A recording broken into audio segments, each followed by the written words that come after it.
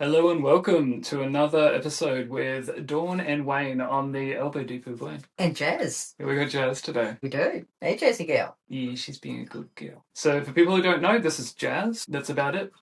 She's a greyhound. She likes cuddles. It was her birthday a couple of days ago. We're about a week and apart. Yep. So mine's at the end of this week. I'm really old now, which is unfortunate. But so Jazz, one of her favorite things to do is when we don't have work, she loves cuddles. So we have, just before work, normally, most mornings, we wake up, feed her.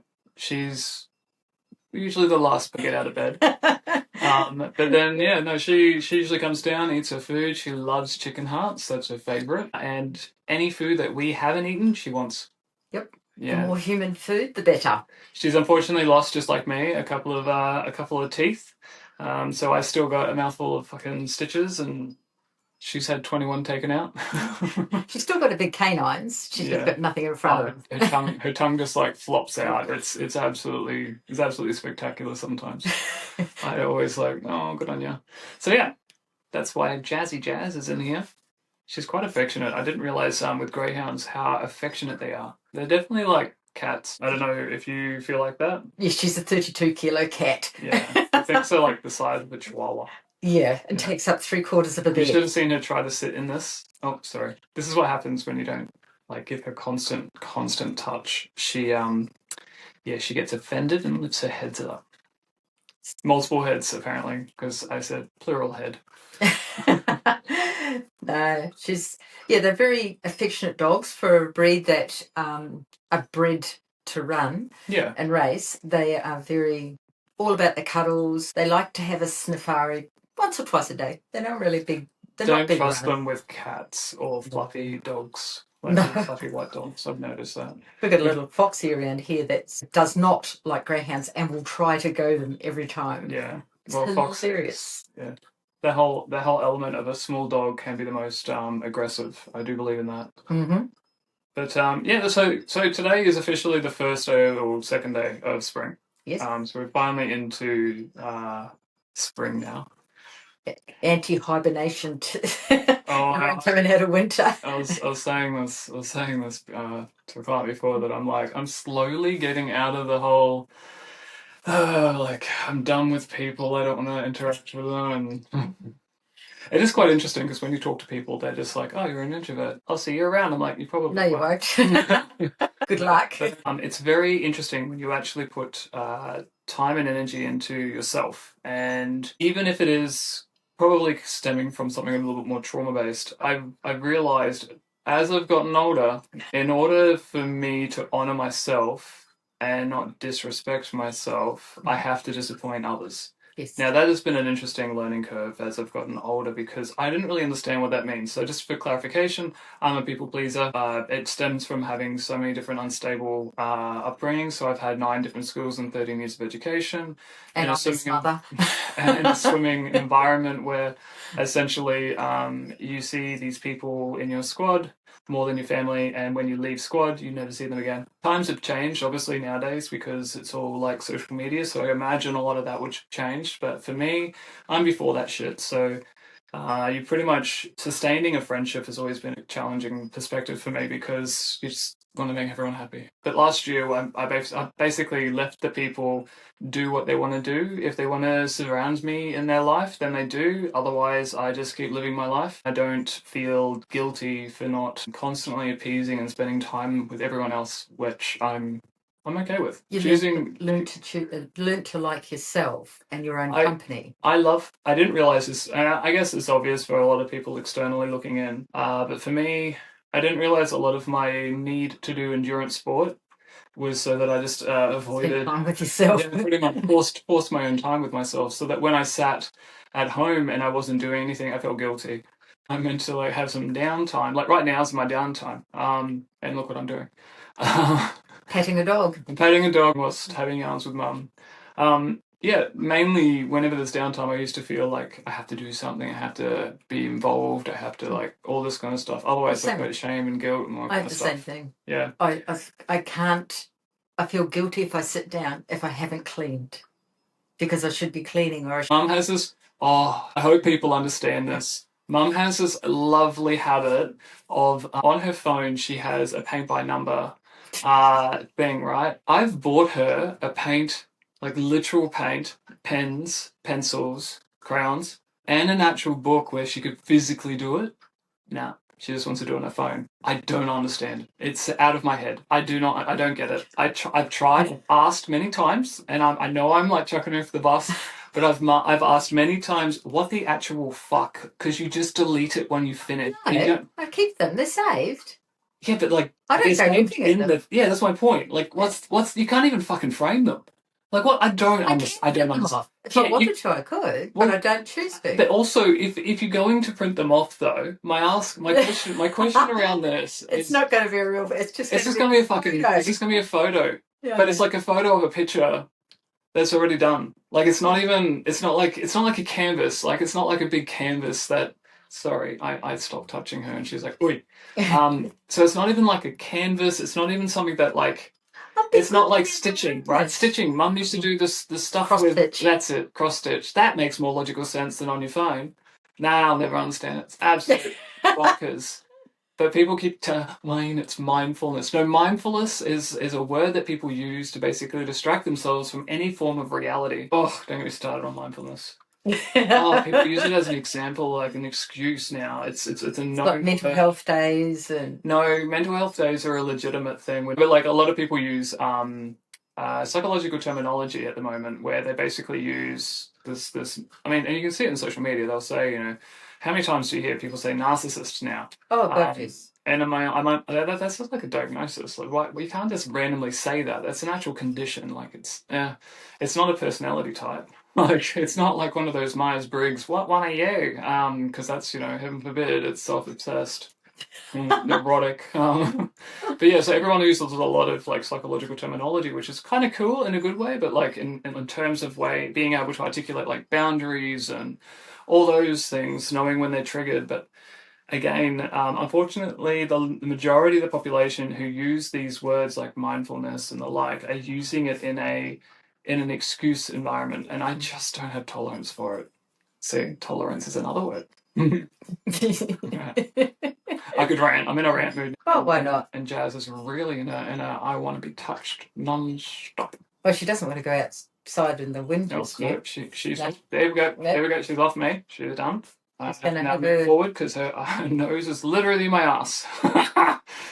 No taste. No more about elbow deep when it's nose deep. Oh, hounds, they hold grudges. They really hold grudges. And they judge. Oh my God, they're methodical. They're the methodical. Like, okay, so if anyone tried to sum me up in like an animal format, right? Most of the time, you would just say Wayne. He is an autistic black cat. It's pretty much me summed up to a T, right? Yep. Like, there's a cat, it's black, it looks like it's just run through the whole fucking neighborhood. It's got a hang tooth, it's fucking like, it looks like it's gone through stuff. And it's just sitting on the fence looking at you, autistically. Yeah, that's me. Yeah, with a bushy tail. With a bushy broken tail. Like it's gone through it. Yeah, it's gone through some stuff. Same shit, gone through it. Yep. Whereas Jazz just judges. What would you be? You can self-obsess, like why are you saying self-obsessed? Probably a magpie. Oh, fuck off. Explain now, in detail. I'm interested. Come on. If I don't like people, I attack them. Magpies are quite social. Not all of them.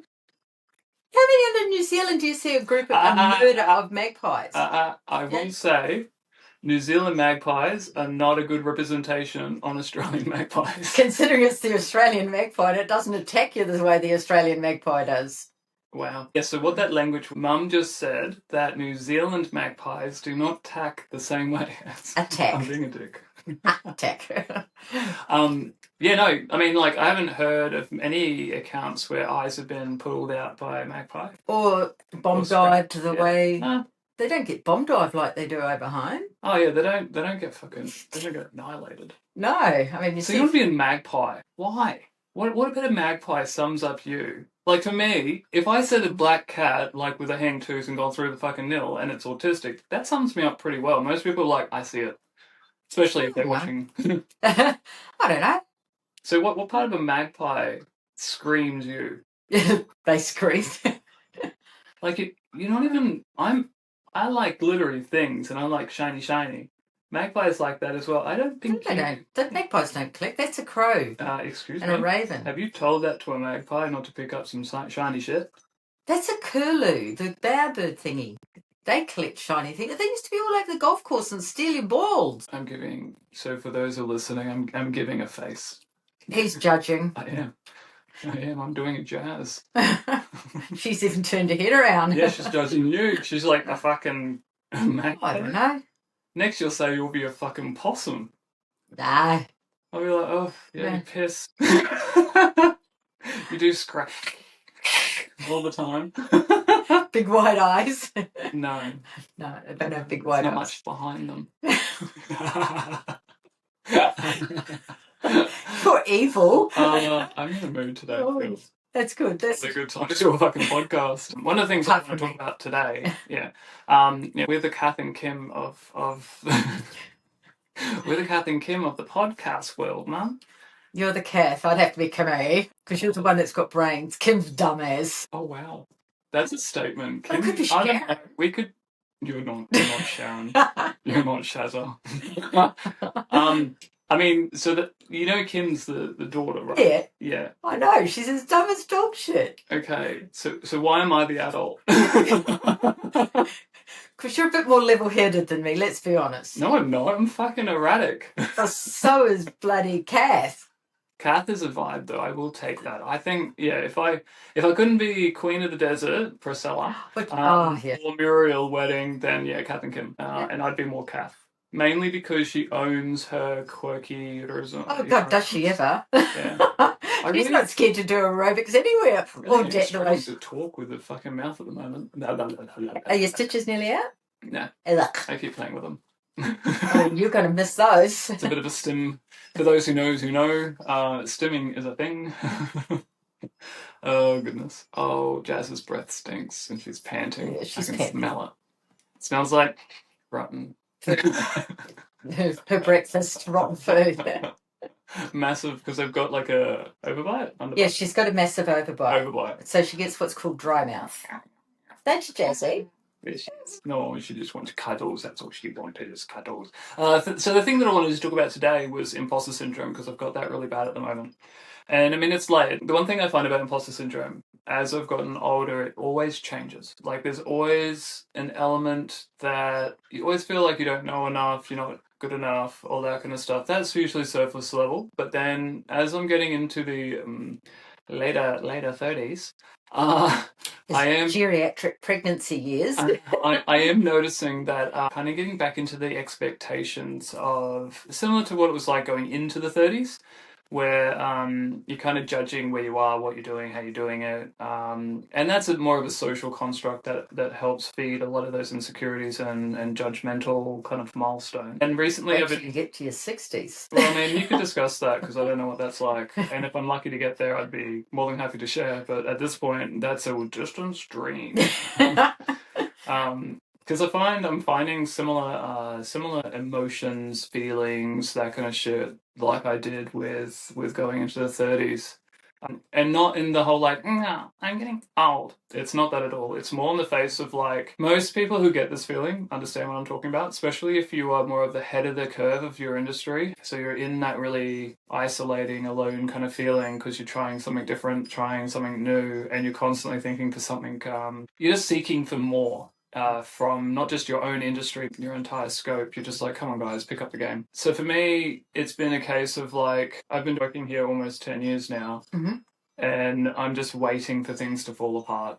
I know that sounds quite dramatic. When all you have is a business, and your business is a representation of you, your approach, your thought processes, your IP, everything like that, it does feel quite like you're an imposter or a fraud. And so having to go through these feelings again and try to go, hey, actually, I know what I'm talking about. I've studied this. This is not just a new approach. It's something that I've actually, I've done for fucking 20 years. And that's the built knowledge. And even if my approach theoretically doesn't land, I've been manually treating people enough to see adequate change. definitely. And so that needs to give me a sense of purpose. But it's amazing how much those little fractures can just weasel their way back into your mentality of, oh, I'm not good enough. Because I will say this. Why is it quiet? I'm not good enough. A really good therapist is constantly questioning if they're good enough. Because I feel like those who are not questioning or seeking knowledge or wanting to get better or be better or have that motivating factor, if they think they are doing it, then congratulations. You've gone and done tertiary education, got a piece of paper stating that you can do X, Y, Z, and you think that's enough. But the reality is, if you're not questioning it, you're not developing further. Do I really know what I'm talking about? Do I really believe in this? What else is other people doing? What other approaches? What other manual therapists? What other blah blah blah tools? Like, if you're not seeking further and you're just relying on your calls, I feel like that's a question. He's thinking of his next degree. Yeah. Yeah, I've got a few ideas with my next. It depends on how my health is going. If I feel like I can get to a stage where I can train and possibly go back to my normal training like I used to do, that will change my outcome. But if it's not feasible for me to actually go off back to my normal training and everything like that, then modify your training. I'm actually thinking mid-semester next year I'll be finished at least one of my quals. The other one I think I'll still be chipping away at. So that gives me an opportunity to look at if I want to pick up further. Some of the areas that I'm looking at, there's obviously continue doing more in psych. I have the option of doing sports science. Yeah. I thought that would be quite fun. Oh, that's a different one. I haven't heard that one. Doing postgrad sport. Yeah. Mainly because I just want to play in a lab. Yeah. And UC's got a bloody good lab, so I'm like, oh, that'll be fun. And then I did think about law, accounting, just because anyone who's had a business understands that I really would like the luxury of being paid on average around, what, $25 to $30 a minute. Imagine that. Most people don't know that element of law is that like they charge per minute. Yeah. And that's emails. Half the time we get someone else to do it and they just sign it. I just find it really interesting because imagine if, like, hypothetically, my understanding of AI is very much anything that can potentially be a tick box, AI can pretty much do, especially if it doesn't require human interaction or interpretation, which unfortunately law requires a lot of interpretation. Even though it's like very much rigid, it is very grey. I probably will watch Law and Order differently now. Because now I no. I know, right? Like, a whole new change. I just have to go get some, what's our wine that we like at the moment? Moscato. Moscato. We'll have to go get some Moscato and sit there and watch Law and Order. Dun, dun, dun, dun, dun. I don't even know how the fucking the tune goes, do you? Dum dum. Something like that. I know. That's really cool. I find it interesting. Imposter Syndrome, really fun. Highly recommend. 10 out of 10. Would not go through again. Yeah, no. Why not? Why not go through? I don't want to go through this again. I want to actually get some confidence. Your 40s and your 50s and your... If I'm lucky to get into them, we're going to keep that. If I'm lucky. Oh well, the world hasn't died yet. Oh, we got pretty close last year. Well, yeah, true. Okay, fair cool. But yeah, so Mum, what's something you found this week that was fascinating to you? What have I put? I found that I'm higher ranked than I thought I was at school. This is literally last night. This is what she's talking about today. It's today's thing is Mum has gone up a rank. I've done it. I sound like I'm a cynical arsehole not actually acknowledging how good that is. It's just because I heard it. I've heard it so much. This is literally my life. True. Haven't got last week was like, oh, I've got a game. 3 games. I'm gonna win. And I'm like, yeah, you have to. Well, you're an armor. Of course you have to win. Like, we don't have losers in here. Yeah, okay, so this is the funny thing. Mum got upset because I said we don't do losers here. And she's like, oh. I'm like, where do you think I learned this from? No fucking losers here. Oh, great one. Well, coming second, this is the first last. So first loser. Yeah, so I'm saying it's first last person. So you're still winning at losing. True. I mean, someone's got to win, someone's got to lose, but yeah, I prefer to win. So Mum's going to Invercargill next week to basically win. And if she doesn't, you can hold her accountable. Whoops. Mum's also staying at the same location that I used to stay at when I did my bachelor. Yeah. So hopefully she gets lovely triggered like I was. We're only staying there because it's close to the squat courts, and we don't have to walk far. Oh, speaking of which, I got asked if I would recommend people to do the bachelor down at SIT. And although I've got the qualification and I'm happy with that qualification, I don't. How do I articulate this in ways? No. It's not a no because I don't believe they can do it, and I don't believe, like, I've got my own personal issues with the way in which I was treated by that institute, by the individuals at that institute, and I don't believe that is a good enough reason for me to be completely biased. However, the reality of doing a bachelor currently, there is no benefit. Like, you will go and spend additional costs, and as much as like SIT has free fees and that kind of stuff, you're still paying like, it's still got a cost to it, and it is going to be a couple of thousand. Like, that's a fact, especially when you start working into the point that there's going to be blocks that you have to go down for, which is going to cost you more. So when you really break down the costs, and at the end of it, for what? Yeah, I mean, you're not treated any different than a level 6. At the end of it, your qualification does not change. Like, no. There is no in New Zealand currently, there is no difference of you being a level 6, which is a diploma, and being a bachelor, which is a level 7. There is no difference. And Massage New Zealand can identify that there is a difference between the two credibles for NZQA purposes, because if they don't, then why is there a qualification that you can't get access to?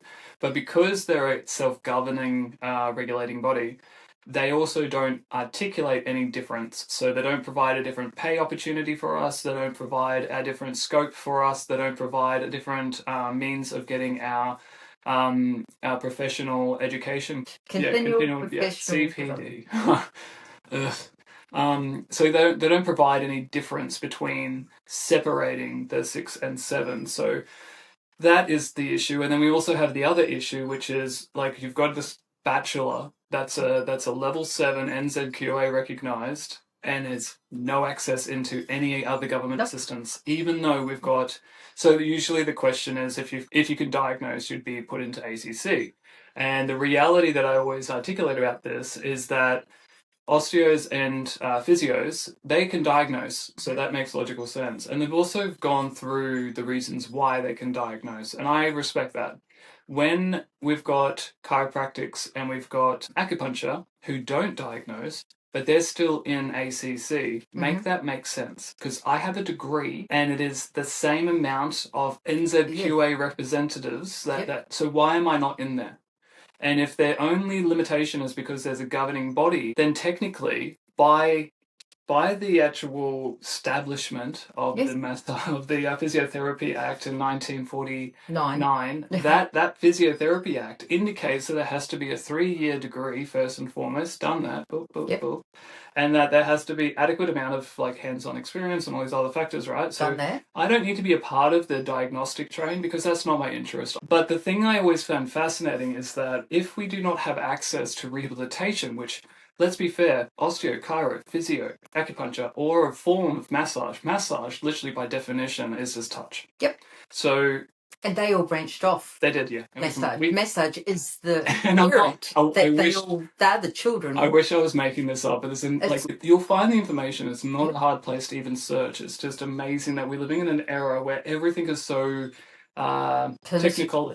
Technical. You have access to a lot of information, and then, you'll start seeing that ACC has not involved massage therapists to a table at all. Nope. I think the last time they actually looked at anything relevant was the 1997. Yeah, but that was the same time they did an amendment to the Physiotherapy Act, which they didn't want to tell you that, because that amendment was around the use of ultrasound and different types of tools that allows physiotherapists to do it.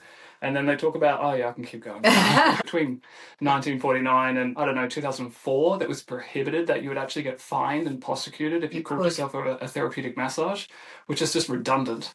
Because in 2001, that's when Massage New Zealand started in its own sense, and then 2002 is when they actually established as bachelor, which is the only one in the Southern Hemisphere. Just to clarify, the only qualification in the Southern Hemisphere which is a bachelor level massage, and it's not even recognised. Nope. Which is ridiculous. Yep. How was that for a rant? That was a great rant. Yeah. Well, you could.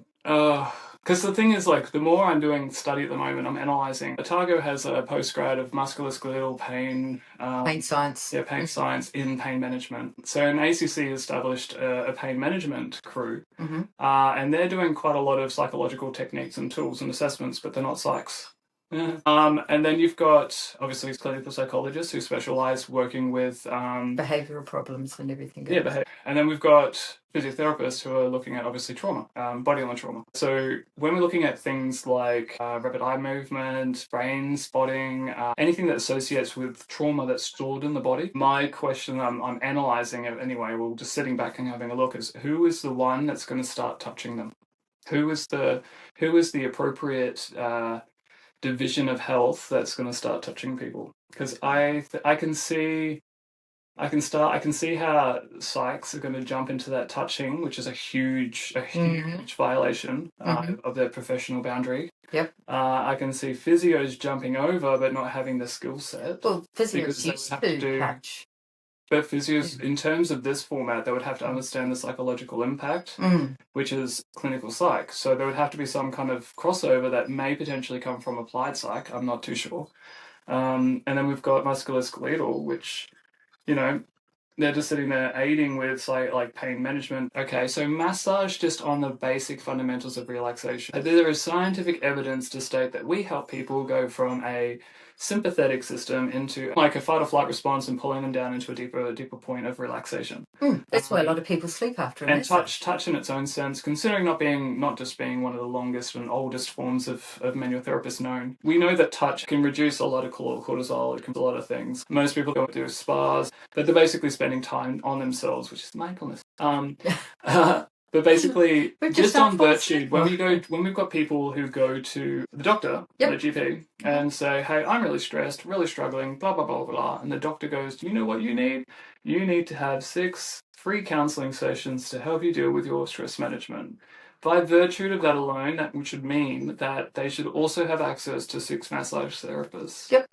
Because that literally says the same thing. Yeah. The difference is, are you identifying management strategies or are you just needing help with managing stress?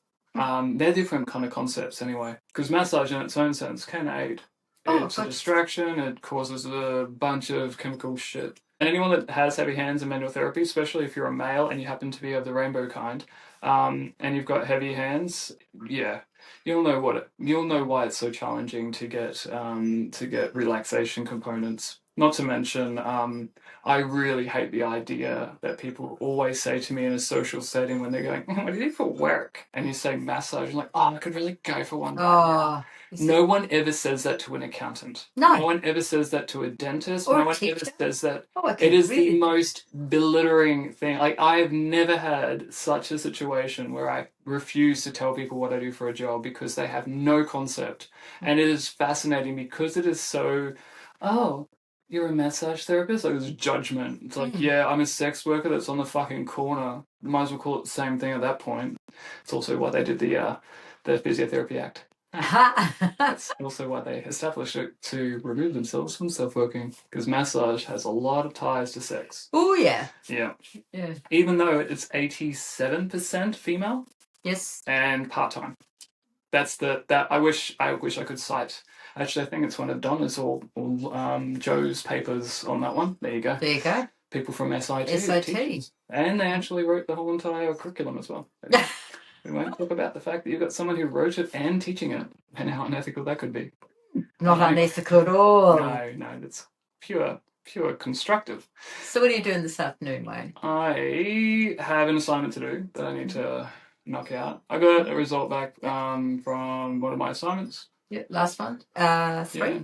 And I have to say, it's an interesting one, because like, I feel like not many people understand this unless you're heavily impacted with learning disabilities. But yeah, it's really, really weird when you start seeing you're starting to achieve things that it's just never been achievable before in the past.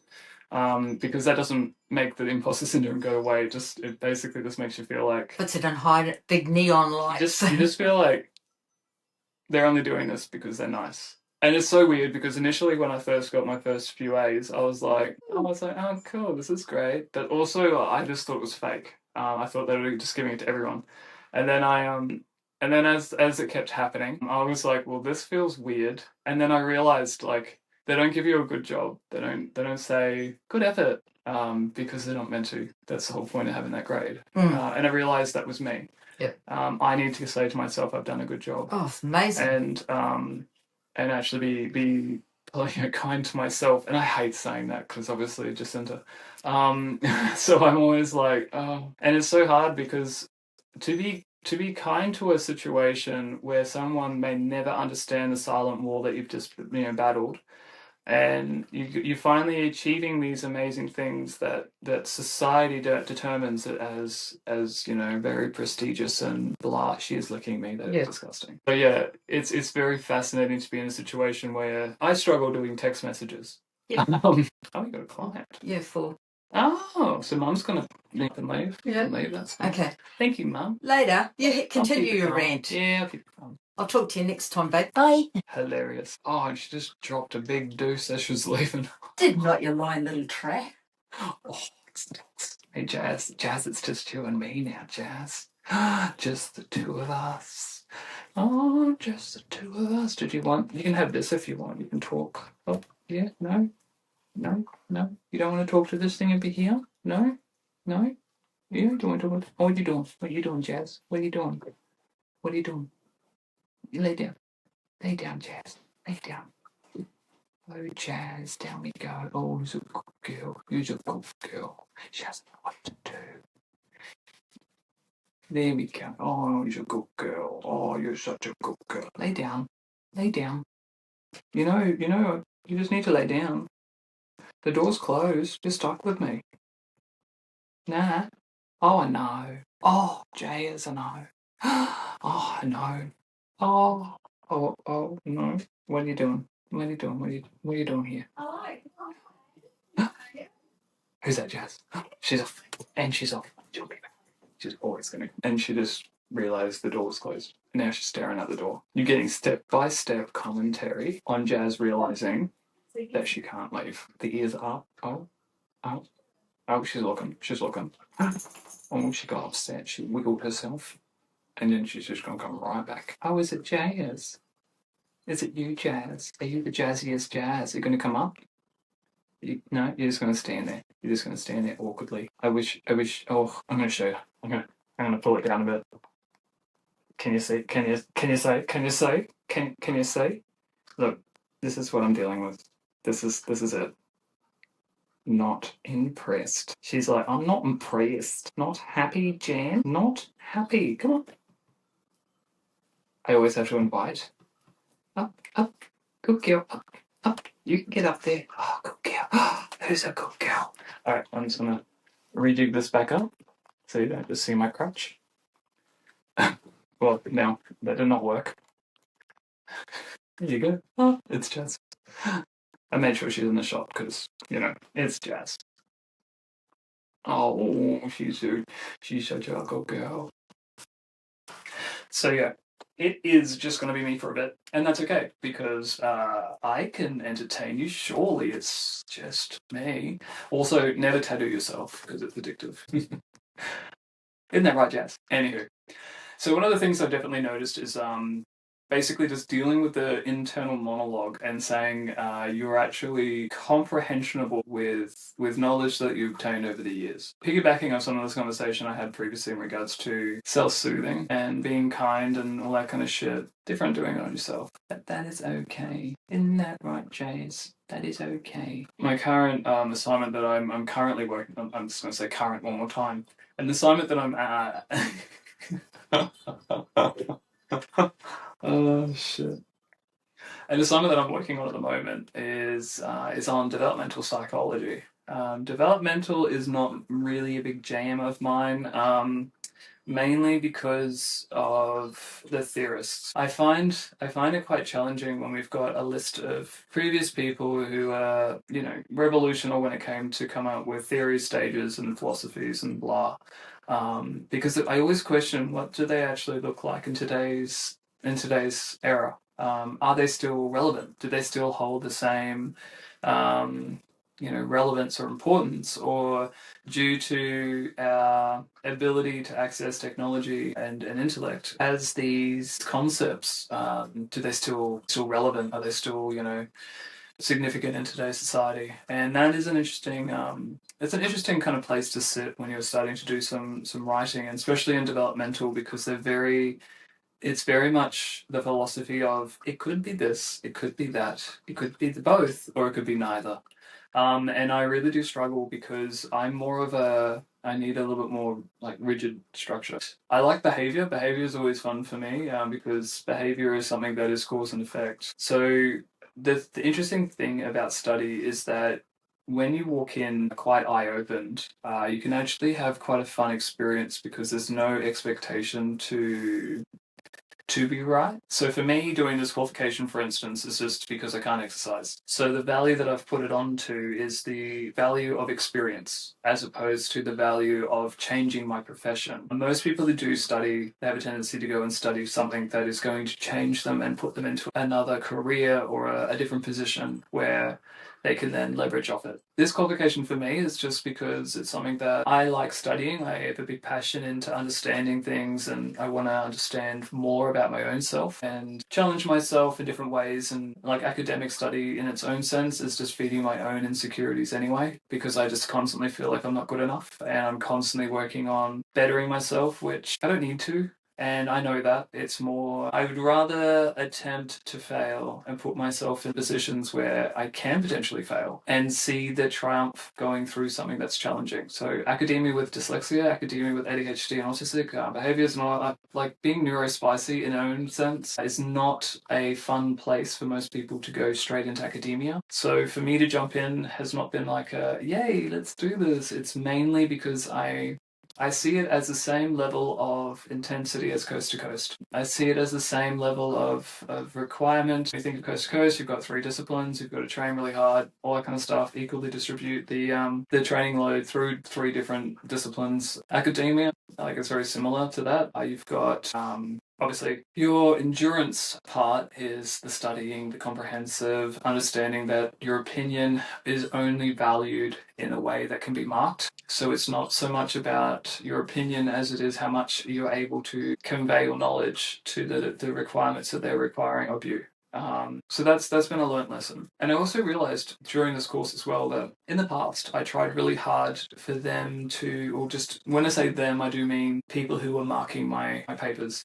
I worked really hard on having them see my intellect, and I learnt that that's actually really quite a flawed way of doing things, because it's not actually helping answer the questions that are actually being asked. And that imposter syndrome that I was talking about before definitely filters in, because I feel like I'm just going to fail in any second. And because I'm getting grades I haven't ever had before, I'm fearful. I'm fearful of failing. I'm fearful of sustaining it and maintaining it. I'm fearful of doing a lot of those things, because I've reached out to the learning support division to see if I can get a little bit more aid. And one thing I will say is, apart from like Auckland being an amazing institute, I will say that limitation that I picked up straight away as a person with dyslexia is, in order to gain access to help, so much more reading. And they've got a little bit of an interesting thing. So there's an immersive reader, basically allows text to be read, but in doing so, it actually removes you from the environment that it's being read. So it pulls you into this area that's all the text. So when you're when you're looking at one of your notes or whatever, normally there would be all these other correlating pictures, examples, images, all that kind of stuff that you're understanding, especially if you're doing stats, looking at, working out, statistical analysis and that kind of crap. But when you're using the immersive reader, it removes you from the actual environment, so you don't get to see the relevant images. So you have to go out in, out in, out in. And I'm like, well, this seems a bit redundant. But I understand, like, I should be grateful for the fact that I can even have that as an option, which is in itself like a prestigious thing to even experience. The majority of the population wouldn't even understand what I was talking about, because they could just read. But then when you try to explain to people that reading in its own sense is, my brain will tell me other things. It'll tell me the wrong words. It'll tell me, wrong sentence structure, and then chuck in a little bit of other spiciness in there as well. Like, I can read a sentence, that's fine. I'll have to read it 4 or 5 different ways because I probably read it 4 or 5 different ways. So, like, imagine having the opportunity just to read the sentence and that's it. That sounds like an absolute pipe dream in my world. And I was explaining this to Mum today about just having some anxiety around text messages and dealing with a lot of the more in-person correspondence for business and just in human and personal life as well. I found that when I explain to people, oh, I'm dyslexic, and they're just like, just send me a voice message. And I'm like, yes, but my dyslexia also has other issues. I also have a speech impediment. And I've spent years and years and years working on that speech impediment so I can say L's and I say R's and I can say W's and I can, use different phonetics. But that is a lot of work, and I still mess my words up. I still say the wrong words. I still articulate things wrong. And it's something that I have to be consciously thinking about, and that's high masking. And then if you add the dyslexia in there, where the brain is I've got a really strong vocab in my brain. Very rarely am I able to articulate what's actually in my brain in real time. So I have a tendency to either not say the word that I want to say, which then puts me on a spiral because I'm trying to figure out other words to say it, or it amalgamates the two words together and I mimic sounds. So if you ever wanted to know what it's like to have a high-functioning dyslexic person, it's someone who basically, I sound a lot smarter than I can actually write without the aid of, spell check and everything else like that, which I had to learn what that meant. Because for a lot of dyslexic people, spell check is not always our friend. Because when we're trying to spell a word, we click on it and there's like all these other options and we just got to guess or try to memorize what the word used to look like, because that will give us an indication of what one it is. Otherwise it's just, that will do. And it can be a complete different word. And trying to explain that to a person is really quite challenging because we have to memorize words, but not in the sequence that a normal person has to memorize. So for instance, if you're wanting to do like pick a number out of the alphabet, think of A, B, alphabet. I just say it right. Example A. Pick a letter out of the alphabet and be able to either go the one before or the one behind it. For me, I have to memorize the song, so I have to know the song, so the sequence. I can't just pick out. I have to go through the song. And then I have to visualize what the actual letter looks like. So that's 2 things of processing just to begin with. And then I have to think of what the association around it. So usually if it's like L, for instance, I'd have to think of what other words that I can think of that start with L. What is before it, what is behind it, I have to visualize it, and then I have to go through the song. That's just like part 1. Then we've got the sound associated. English is not easy for people who already struggle with pronunciations, with dialogue. So this is where I'm very, very empathetic to people who do this, who learn English as a second language, because I don't know how you do it. For me, I constantly memorize sounds and mimic sounds and process sounds in order for people to understand that I comprehend what they're saying. If I was to say it in a text message, that actually would cost me the same amount of processing time than it would if I tried to type it. If you ever saw someone who struggles with typing or spelling or that kind of stuff, they'll use the word, like they'll be like type, and they'll be like processing, then back to type. Sometimes we'll say the word wrong too, and then you jump onto Google and hopefully they find that maybe they can find out if I'm saying the right word. So there's a lot of background work that we have to do just to say a basic sentence, just to make sure it's like spelled properly. I have a lot of people that then say to me, "Oh Wayne, why don't you just if they're your friends, just like give them a voice message, blah blah blah." That's like big dick energy first and foremost. Like, how dare you think I have that level of confidence? And that's an introvert way of dealing with things. Does not work with an introvert. So that's the other thing. You can be neurospicy and still be an introvert, and you're still like, people just don't get you. And I've learned over the years not to really give a fuck on if someone gets me or not, because I can't control that, and quite frankly, I don't want to. So if someone doesn't like the fact that I cannot communicate to them every single time, or my personal favorite is I see their text message, I answer in my head, and then I've answered. And then I go back and I'm like, oh shit, I haven't answered them. Object dissonance is a thing, and I love it, it's great, really great thing. But the big thing is 9 times out of 10, Messenger does this to me as well. Messenger is an absolute nightmare for me, and I'm not sure if many people can relate with this.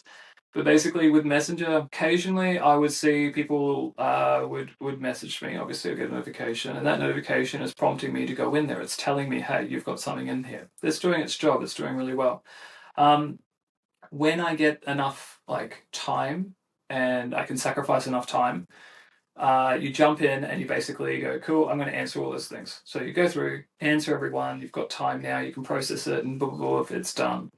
And then you go, oh, I've just messaged a bunch of people. They're going to now reply to me, and I don't know how I'm going to feel about that. So then I just get out, and then I'm like, I'm already retreating, and I'm already like distancing myself, because then I just the realization that I have to do all that again, which is not fair on the individual. And I cannot stress that it's not fair on the individual, because they're just trying to get a connection with you, and they're just trying to like tee up something, and they're just trying to like engage with you and everything like that. But they're not understanding that in order for you to do all that kind of stuff, you've had, there's a process. And it's not as simple as just like quickly answering them, because it takes quite a lot of energy to go through all that. And this is not something that everyone's going to understand, and that's okay. That's your entitlement, because formulating questions, making sure you're not misinterpreted or misrepresenting what you're trying to articulate, or over reading something or under reading it, or all those factors, and then making sure that you're showing your friends and whoever signs and symptoms that they're being cherished and respected and all that kind of stuff,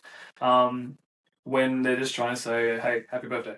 You know what I mean? Or like, hey, I did this thing. In the past, I've had a lot of like a blended professional lines, which has always been quite challenging for me, because on one hand they're wanting to be a friend, on the other hand they see me as a professional. So for me, I've always made it very clear that what I do as a profession is just that, a profession. So you're coming to me with something that I'm actually going to be, facilitating. And then on a friend level, if they're choosing to seek me as a friend, then that is independent. You don't get to access me just because you're a mate, right? Like, you don't just go, hey Wayne, I've got this problem. Can you now get me into the blah blah blah? Or can you treat me blah blah blah? That doesn't work, because that's not fair. You're not actually respecting me as an individual. You're respecting the fact that you have access to somebody who does something as well, and that there is not fair, because you're kind of taking advantage of a person if you're constantly seeking either direct access to have that person tell you when they can see you, how they're going to see you, all that kind of stuff, or whatever conditions you have, or blah. I've had other people tell me, well, it's just easy to tell you on your text message than it is to go through the other parameters. And although I respect that, it's equally disrespectful at the same time, because I do have other ways that you can actually get in contact to either change your appointment or whatever. There's a reason why we pay money on a booking system. There's a reason why we have another phone. There's a reason why we put all these things into place, because they're the processes that allow people to have contact for the business. If you're contacting me on my personal, that is just that. It is my personal. So that is something that's a freedom. It's a privilege to have access to that. So that's something I could rant about for a bit, because that one's something I constantly face as a bit of a backlash. And then obviously misrepresentation is a huge thing as well. So there's a lot of people that misrepresent circumstances, and that always becomes a bit muddy. Like a messenger, it's always quite challenging. Because what ends up happening is, like, you message everyone on the messenger. I'm bouncing back now. You're getting ADHD, Wayne, as well. Clearly, my meds are off. So when you've gone through a bunch of messages and blah blah blah, now you're out. You get a bunch more messages, and that number just starts growing and growing and growing. And then all of a sudden, you start getting anxious on the numbers. So I realized my trigger is anything over 12 messages. I freak out. And ironically, I was saying this to Mum as well. Ironically, I had a moment where I had a sense of relief that my Messenger and Instagram I couldn't access. And it was such a sense of relief, because I didn't feel the pressure on having to either see all those messages constantly increase, or try to access them, or try to respond to them. And I realized when I didn't have access to it, it removed stress from me. And that's when I was like, okay, well, I'm giving it too much. I'm giving it way too much energy. And so I just basically told the people who care that I'm an in-person person, which most people know. If you're trying to access me, then you're going to have to text me, or you're going to have to see me. And they're the only options I could really facilitate at the time, especially last year when I was going through all my health issues. And it is interesting when you start seeing the lack of people turning up, and the lack of people who they externally show support, but when they aren't obviously getting fed access to you, you don't see them. And that's hard. It's hard because on a personal level, like I always want to be a good therapist over a good businessman because I care I care so greatly. I really do care that I want to do everything in my power to help a person and how they do it. And a business literally is the juxta to that. But the thing also is that I generally just want to help people. And that's me as a value point. Like I generally will do anything to make someone happy. And that's psychological as well, and I'm aware that it's a trauma response, but it's not making it easier to go through just because you're aware that it's a potential, a loose nail in the construction of a house doesn't make it easier to access it, to put it back in or anything like that. It's a hard thing to know. It's a harder thing to live. So when you constantly want to make people, like, appease them, make them happy, generally want to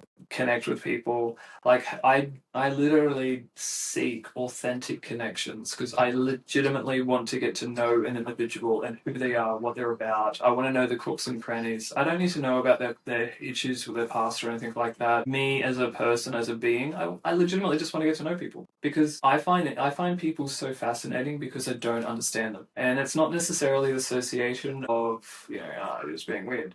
It's mainly because, like, I've experienced an upbringing that's not conventional. It's not something that everyone's experienced. So my lens has always been a case of, like, I'm more prepared for people to come and go than I am for people to stick and stay. And then the people who choose to stick and stay, I then question, why are they staying?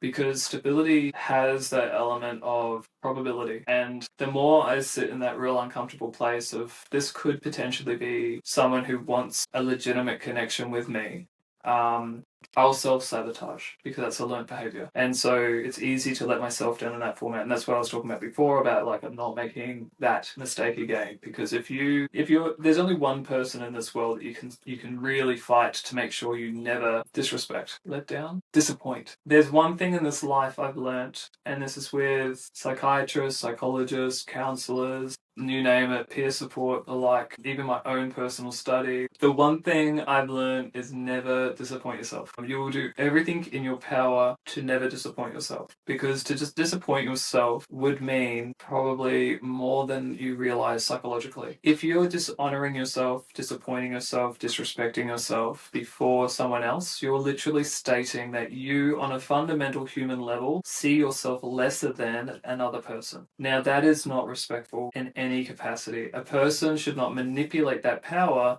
to even use that on you. So if you've got a person who says their family, their loved ones, their friends, all that kind of shit, and they're not accepting you to disappoint them, that's not fair. I want anyone in my life to know that I will disappoint them. And I want them to be okay with me disappointing them. If it means that I'm not disappointing myself. If it means that by me choosing me means I'm going to let someone else just be upset and disappointed of me, that is not something that they should leverage against me. Because all I'm doing in that motion is saying is I've got self-worth, I've got self-value, I've got self-esteem, I've got reliance on myself, that I can choose myself before someone else. And that is something that you don't get taught. And it's something that I wish I learned in my 30s, if I'm honest. I wish I nurtured that more in the 30s. And I wish I had that ability to look at relationships that I had in the past and actually gone, this is not what I want. And actually stand by myself and go, actually, for me, this is where I need to be. Because it just has a prolonged exposure of hurt and trauma.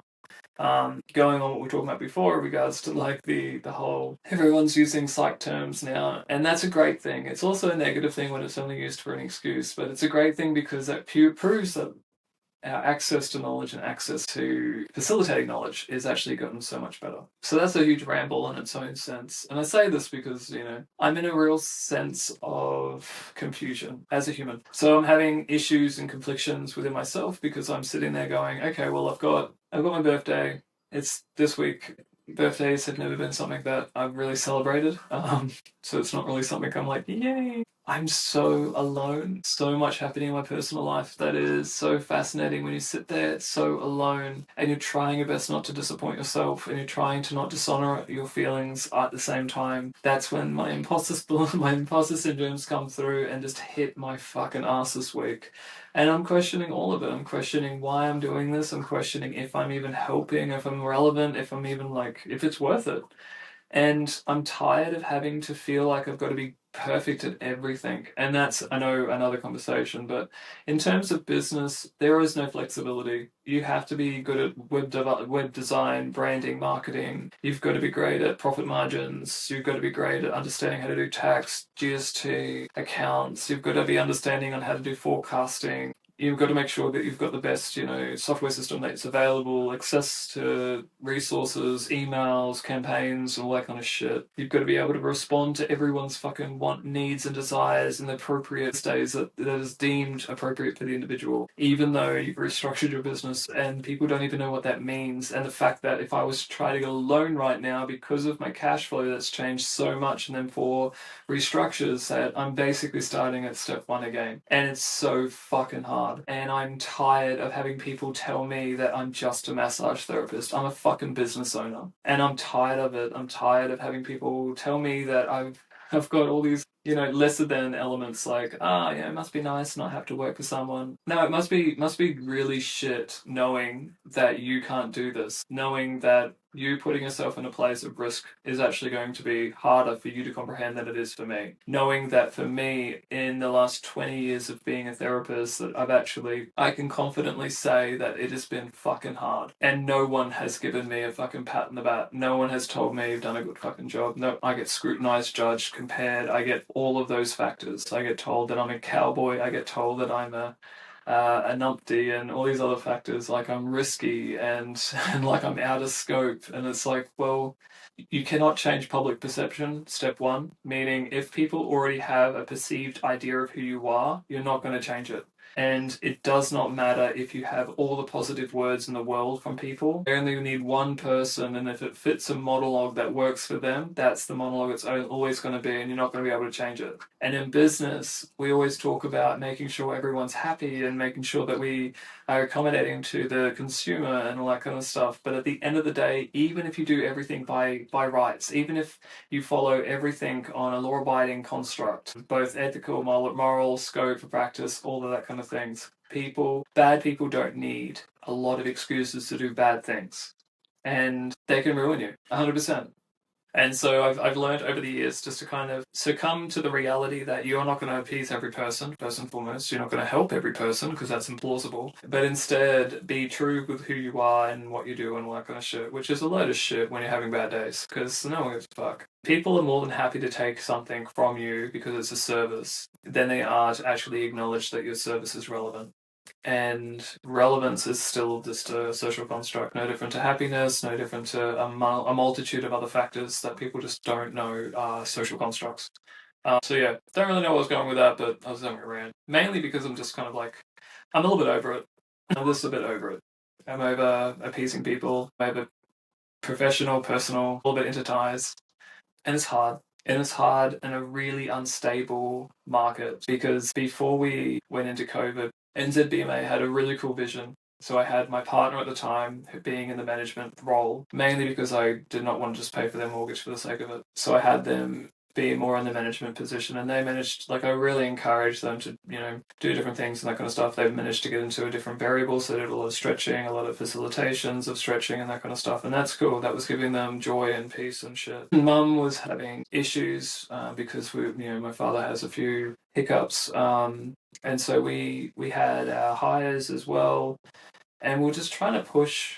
We're trying to push a different vision here in Christchurch, New Zealand. And I found that although it wasn't moving in a direction, because I was mainly the finance horse, so I was the one that had to work really hard to cover everyone else. And I made that commitment, and I made that real commitment.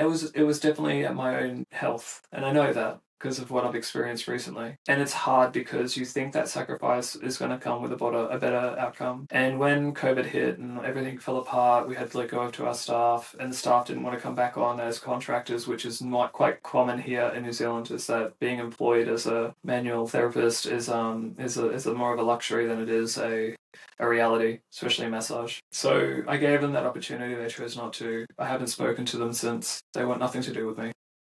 And I found it so hard because when the push had to happen, both mum and partner at the time they thought they were real into the management side of it and they were doing really good. But the reality is I was still the one that had to say, sorry, I've got to let you go. And that I still hold that burden because that's something within me. You don't want to be, you're running the ship. You want to make sure that people, you don't want to let people down on that aspect of it, but I had to let them down in order to save the business. And that was one of the hardest decisions I've had to do with NZBMA. And then when the partner and I broke up and that had to dissolve and break down, that was hard because obviously it's so intertwined with everything. And again, I had to restructure that and I had to basically say quits to that scenario, which basically was the end of the vision. We tried to get a few other contractors in just to help with the rent because we had a commercial lease. And if you ever know anything about commercial lease, it is an absolute nightmare to break because they don't care. So we did everything in our power to keep the lights on, the power moving forward, and we tried our best not to show the emotional impact that had on our clients. But we lost our community. When we moved into a home, that was one of the hardest things I've ever done because moving into a house was, I've always associated home clinics as being a little bit risky, a little bit dodgy, a little bit of unprofessional. But I have to say it was one of the best things I've ever done because it made me front a lot of my insecurities around that and my own prejudgment. I think it helped our business drastically, not just because of the overheads, but just purely on the basis that if I hadn't have done that, knowing how sick I was going to get, we wouldn't be having this conversation because it would be nowhere to talk, like the business would be done. So as much as I may have not enjoyed it, it was definitely a necessity. And then basically we maintained. Had a place maintained a room out of front runner, and then front runner's like, "Oh wait, we got this room," and I'm like, "Yeah, let's go." Mainly because I didn't leave a house in pretty much a whole year, which is kind of sad, but also that should show you just how much I was done. Because when you have a huge community of people and you watch them, I got quite successful to the extent that I could close my books.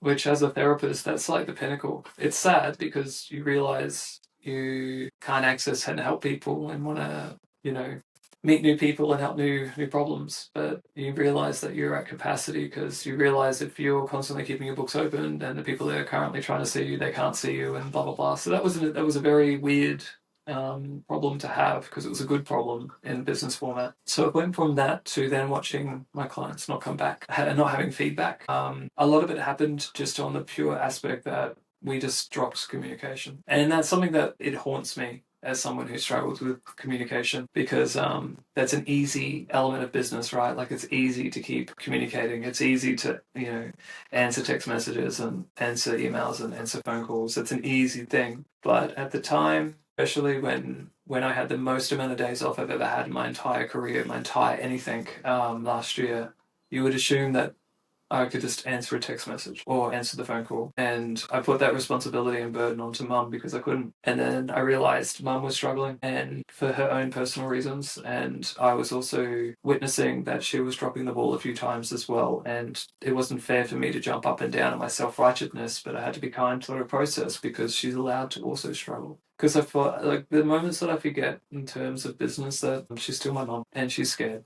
and she was worried and she was just dealing the best she can. And people don't really talk about that in family businesses. They don't talk about, like, when your loved one is really sick and that's all you have. I remember when she was going through her experiences with her health and just feeling absolutely helpless. And the best thing I could possibly do at the time was just keep moving forward and work, which has always been our model. And it's been no different to like when we do our charitable events. It's always been to kind of like push through, foster this concept that we can actually get through anything. But last year was hard. This year's been hard. This year I just feel like I'm holding my breath and I'm just frozen and I'm just watching time by. And there's nothing I can do about it. And as much as I try to work through and hit my head against the wall of solving all the problems, it is an unsolvable problem at the moment. I just have to wait it out. And that's hard because, again, that's business. Like I've got a booking system that currently is failing me, and I've got so many vacancies that in the past I would have laughed if you told me that this was what's happening. And I'm not the only one. Smith City just went under. So I don't think people really realize that the economy is absolutely dire, and I'm so grateful to be able to still do what I'm doing, but it's not easy. You wouldn't really know any different. I understand that, and I'm always looking at it from another lens, and I get that. So we're instead of just doing this whole, hey, look, come see us, we're really cool, we're really amazing marketing, because you see that all the time. Everyone's doing that. Everyone's just like what I call panic marketing, where they're basically just chucking out anything and everything to get people in the door. They're chucking in all these cool, I can do this, I can do that, this is the best thing ever, this is evidence-based, blah, blah, blah.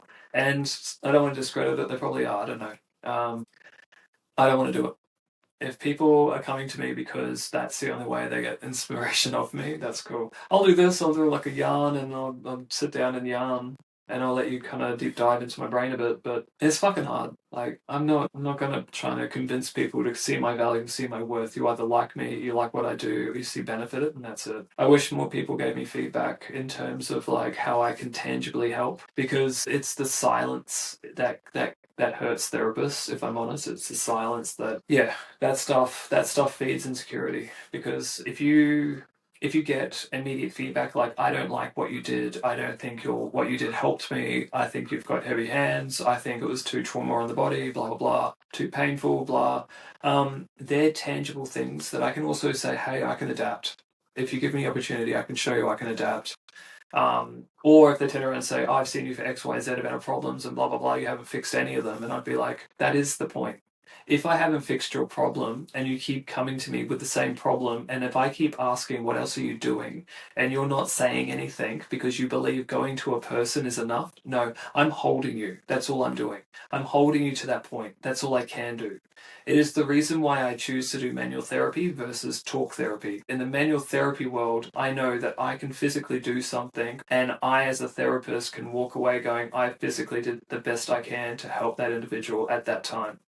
Be it helping their symptom or not is argued, because at the end of the day, my mission as a massage therapist, body mechanic, whatever you want to put me into, is I just want you to have as much functional range of motion as possible.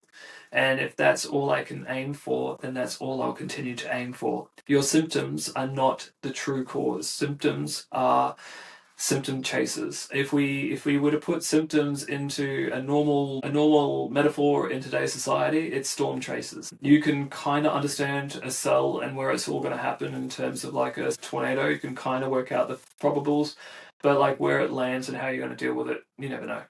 And you never know the duration or how that duration or the impact of it all. You just don't know. So symptoms are not always a good, treatment or plans. Mainly because it's also like, when did you even become aware of it? Because you only know one type of pain at one time. So that pain could have been in subtext under the radar for however long, and then your body just realized, now I'm going to focus on that pain. Like, there's so many, I feel like people don't really understand how complex the body is. Like, there's a reason why we know more about space in the fucking sea than we do about our own body. Like, mechanotransduction is only just starting to hit the ground now, and that was because of the anatomy trains. Buckmeister, who was an architect who looked at tension and integrity, and looking at the cells, and they realized that bioengineering realized that there's got a cell that basically the nucleus of the cell and everything around it can destabilize, essentially go into a breakdown format, so it can go into an altered shape, and then basically can come back into its original shape, because basically it's got a genetic code. And that genetic code means that it can alter its shape and go back to the original. That's, in short, a very blasé version of mechanotransduction. Ironically, they do nuclear in there as well, but we won't talk about that. Nuclear studies actually come through quite well. So this is the thing with health. Like, when you start looking at health, you don't just want to look at the lens that is current health model. You want to look at other ways that other things are happening. And if bioengineering, for instance, most people don't jump into bioengineering papers because they basically think that that's not rehabilitation. But where the fun happens is when you're opening your mind up to probables. Like, I'll read this thing, it may be something that's relevant or may not be something that's relevant, but it may help me view things in a different light. I'm not a lineal thinking person, I'm abstract. So I constantly seek things that are abstract based. So I'll work out different solutions and problems and blah, blah, blah. I'm very up here in the nose, like, whoa, out here in space. I'm very rarely in the real, like, lineal detail. And I don't ever want to state that that's not a good place to be in. A lot of the population think like that. A lot of the population are very lineal thinking people, and they have their place. It's just not a place I need to entertain because that's not my niche. My niche is out here. And that's something you've got to understand, is like you've got to know where you are in that space. I just know that there's enough people that are doing more clinical work than thinking more abstract. So I know that my benefit is not clinical, it's more abstract. Am I able to bring abstract into clinical? Yes, that's called scope. And that's what I'm very happy doing. And a lot of people think that that's in itself quite challenging, and I'm like, go the other way then. If I have to think from abstract to lineal, then lineal should be able to think abstract. They won't, trust me. I would literally die on that bridge. I will entertain, if you can find an academic person working in a rigid health sector and you ask them to think really, really abstract and hypothetical, they will struggle, because most people from academia are trying to make relevance of their own position in the first place because they're studying something they're not doing. So they're not in the forefront, they're in the background studying something. And we know this because, like, when you do actual engineering versus studying engineering, they're very two different things. Many people on the table talk about their experience with, like, computer software, they're learning software in an institute, but then when they're in the real world, they're not even using that kind of knowledge bracket. Like, there are so many manual therapy techniques that we get told, but we very, very rarely use it. I don't think I've seen many people do percussion and deportment techniques, but that's usually the status quo with pre and post events to neurologically stim. It's actually where a lot of Theragun came from. Could rant about that. The thing I always struggle with manual therapy is the fact that, like, we've got so many different variables. For instance, there been so many courses over the years that technically don't build on top of my qualification, and yet they've cost me money, which is even more funny. Because, like, we've got, back in the day in manual therapy, especially in massage, there are so many weekend courses, there's so many, like, short courses that all, want money, and they allow you to do certain things, but technically you're not really, like, for me anyway, they're just packaging bits and pieces of already established knowledge. If there's, like, something here, they'll pick and pack and they'll market it into this new thing, and this new thing is all about this new research and blah blah blah. And I really do struggle with that, because it's just marketing. Like, it's just all the same shit. But it's not like I previously said, the industry has not changed manually a lot in 20 years. It's mainly on the aspect of how we process our approaches and our resources. You can access anything. You can get a NeuroPen, you can get TENS machine, you can get a Theragun, you can get different stainless steel tools now, you can get cups, you can get a multitude of so many different manual techniques or tools from somebody who's selling them, and they are not liable to give you any contraindication acknowledgement of how to use the equipment in a safe and healthy practicing. And that's always been, that for me never made sense, because I'm all about, like, putting a fence on top of the cliff before being the ambulance at the bottom. So if we have consumable goods without having liability, and yet they're known for harm. So trigger, like, if you've got a Theragun or massage gun and you're going to put that on a tendon, and that tendon's already kind of, like, iffy in terms that you've probably torn some of the sheath or a bit of the fascia or the connective tissue around it, not the actual muscle. And then you go and put a percussion, because that's usually causing vibration, onto that, thinking that's going to release it. And as a result, it's further torn it. Who's liable? Because you didn't know any different, because you're the consumer, you're the person who's not trained in that field. You've got a business, essentially, or manufacturer who's constructed it, and they're probably, let's be fair, looking at a bunch of other international influence.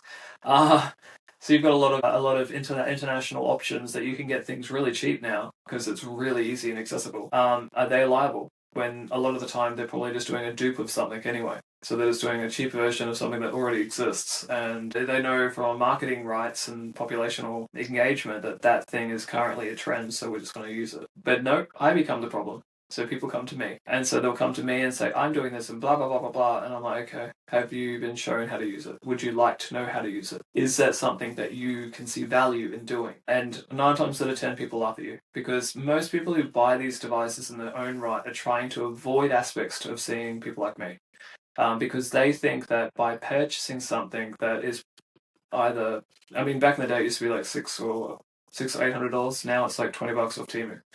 So like if you got it for 20 months off Temu thinking that you now no longer need to get a massage, so cool, sweet. You know, if you thought that was what a massage was, and if you thought that level of education is all massage is, that we won't be able to educate you any other further, because that's already a failed mechanics. But like I've done fucking workshops on contraindications on tools and manual therapy tools for self-maintenance. You would assume that would have been quite beneficial, but most of the time, as I was talking to them, they just wanted to know how to use it. And I'm like, cool, bone roller, it's in the word. Trigger ball, triggers, trigger it. Like, it's kind of basic shit. And then we've got the access of, like, online now. And online does a really good job on that. I cannot describe to you how much I'm unbothered from having content creations or literally creating content. I can't do that. Like I was saying, I can't be every aspect really professionally. I just want to be a good manual therapist. Like, I just want to be good at this thing that I do every day that I love, that I can do for free. That's how I feel, right? And the idea that I have to then do social media, I have to do all this like content creation with really high end shit. I just don't have the resources, and I don't have the time, nor do I have a fuck. You know, like at the end of the day, I'm filming this on an iPhone. I've got this relatively cheap. Like, this is not something that warrants any person to look or care about. I don't care. And if you're listening to this at this extent, like, you're really deep. You know, why? Why are you listening? Who cares? Like, the value of it is that you're just sharing connections. And that's something that I just think is more prevalent as people just wanting connection. Connection of touch, connection of communicate. Like, communication is just the biggest thing. I'm gonna end this. I'm just ranting with no real desire of outcome, possibly because I'm just a bit over it. So if you made it this far, thank you very much. I appreciate you engaging. Feel free to comment, like, subscribe, all that kind of shit. And yeah, get some feedback, please. I like feedback. Even if you want to give me a 1-star Google, just make sure that it's, truthful. All right, bye.